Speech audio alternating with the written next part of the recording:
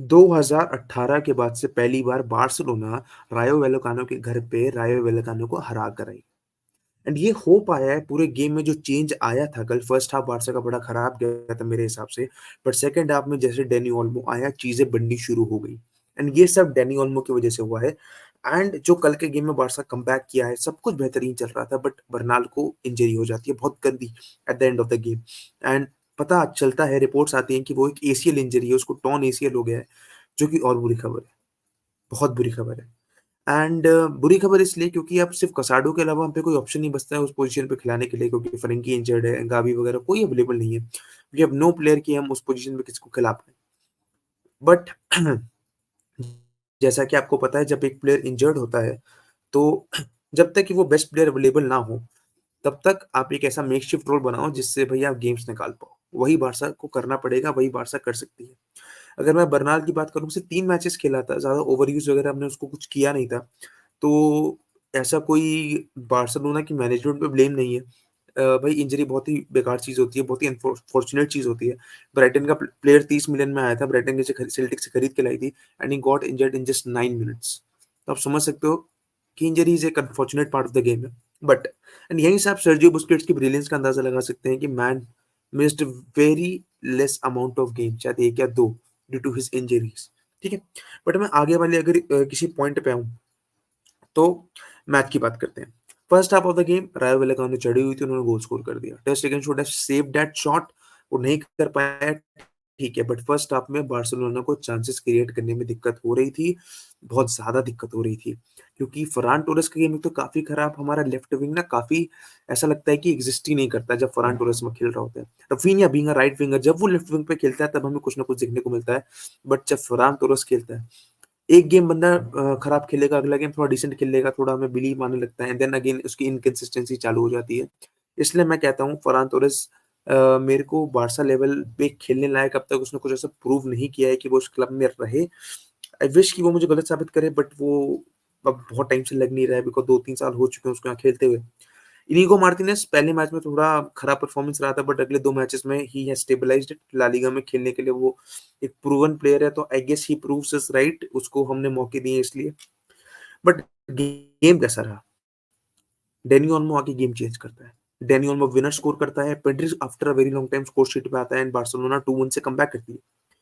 पहला chance Raphinha का cutback था जो लेवेंडोस्की अगर पैर लगा देता तो आराम से गोल हो जाता, बट लेवेंडोस्की इतना तेजी से भाग के आ रहा था कि बॉल उसके पैर के बीच से निकल गई एंड लेवेंडोस्की इस मैच में स्कोर नहीं कर पाया। मुझे अच्छा नहीं लगा थोड़ा-सा, बिकॉज़ एक गोल उसने स्कोर किया था जो कि रूल आउट हो गया क्योंकि कुंडे ने गेम प्ले मतलब ये गेम बन वो प्ले बन रहा था तो उसने फाउल कर दिया था एक, जो 50-50 लगा मुझे, नहीं भी देते तो भी गोल मान लेना चाहिए था, बट अगेन कोई बात नहीं।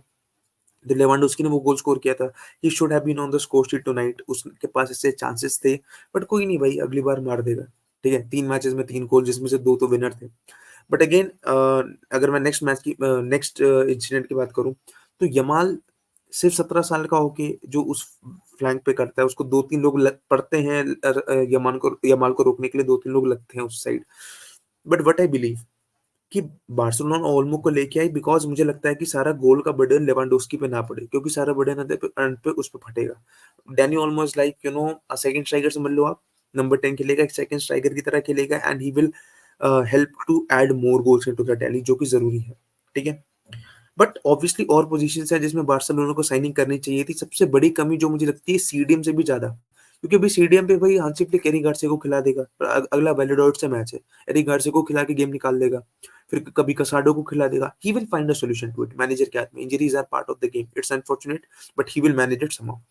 अगर मैं अगली अगली इंसिडेंट की बात करूँ, तो मुझे लगता है कि full backs is the thing जहाँ पे हम काफी ज्यादा मिस आउट कर रहे हैं।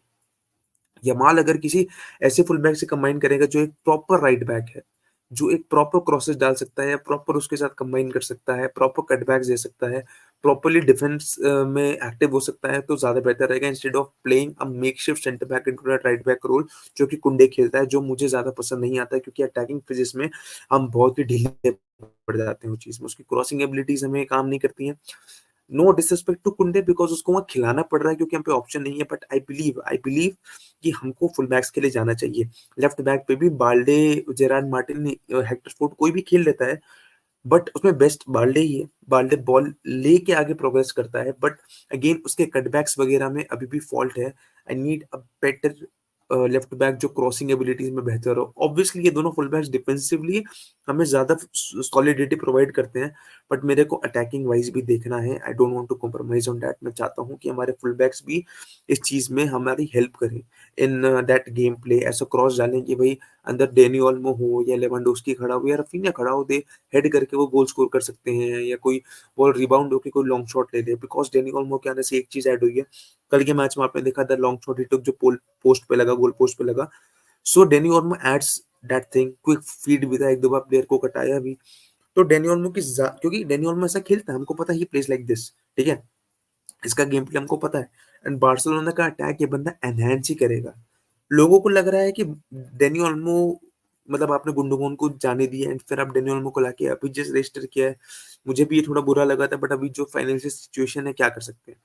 क्योंकि जितने गोल्स आपको ऑल्मो इस सीजन मार के देगा उतने शायद गुंडोगन आपको नहीं मार के दे सकता, बिकॉज गुंडोगन आपके इनिशियली जो है डीपर रोल्स में खेलता है। एंड मेरे हिसाब से मैनेजमेंट ये देखना चाह रही है कि लेवेंडोस्की पे सारे गोल्स का बर्डन ना पड़े, बिकॉज आई बिलीव ऐसे मैचेस आ सकते हैं जहाँ पे गोल रॉट्स होंगे लेवेंडोस्की की तरफ से, जहाँ पे he will not be on his top game ability उस मैच में, उस टॉप फॉर्म में नहीं रहेगा वो। So we need to compensate on that. हमारे पे ऐसे विंगर्स नहीं है जो कंपनसेट कर पाए।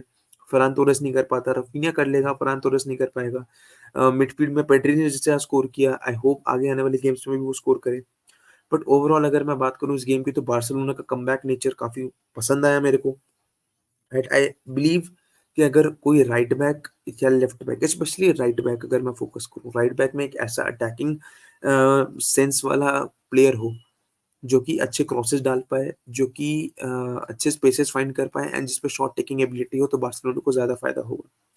One thing I also believe, I like last season Araujo जब सेंटर बैक खेल रहा था, तो he was the one who was taking some long shots कभी कभार गेम में। तो हमें एक ऐसे सेंटर बैक, अपने सेंटर बैक्स को भी हमें करना चाहिए कि yes, go on and take some long shot when necessary. तो ओवरऑल मुझे गेम के बारे में यही लगा। एंड बार्सिलोना में कहाँ का कमी है वो तो हमको पता ही है, बट ये गेम की विक्ट्री काफी इंपॉर्टेंट थी हमारे लिए।